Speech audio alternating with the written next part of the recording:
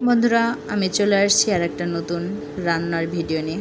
আমি আজকে রান্না করব আমড়ার টক মাছ দিয়ে।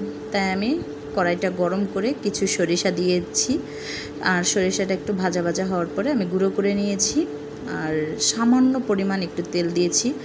টক জিনিসে বেশি তেল দিলে তেলের একটা গন্ধ লাগে, তার জন্য আমি অল্প পরিমাণে তেল দিয়েছি। এখন এখানে আমি আমড়া দিয়ে দিলাম, আর আমড়াটা দিয়ে আমি ভালোভাবে কষিয়ে নেব। আর ভালোভাবে আপনি কষাবেন ততই কিন্তু খেতে স্বাদ লাগবে।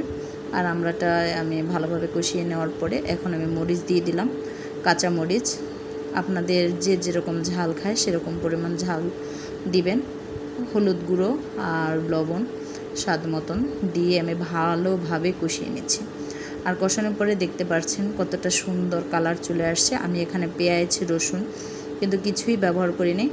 আর টক জিনিসে একটু রসুন দেওয়া যায়, কিন্তু আমি রসুনও ব্যবহার করিনি। এখন আমি গরম পানি দিয়ে দিলাম, আর এখানে আমি ভালো করে ফুটিয়ে নিলাম। ফুটবে যখন তখন আমি এখানে করে দেব, মাছ দিয়ে দেব।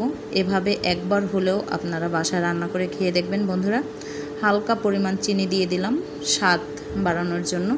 ঝোলটা যখন কমে আসবে আর মাছ দিয়ে দিলাম, মাছ দেওয়ার পরে ঝোলটা যখন গামাখা হয়ে আসবে তখন বন্ধুরা আমি এটা নামিয়ে নেব। এভাবে খেতে অসম্ভব মজা লাগে। একবার হলেও আপনারা বাসায় ট্রাই করে দেখবেন। ভালো লাগলে অবশ্যই লাইক কমেন্ট শেয়ার করবেন। ভালো থাকবেন, সুস্থ থাকবেন।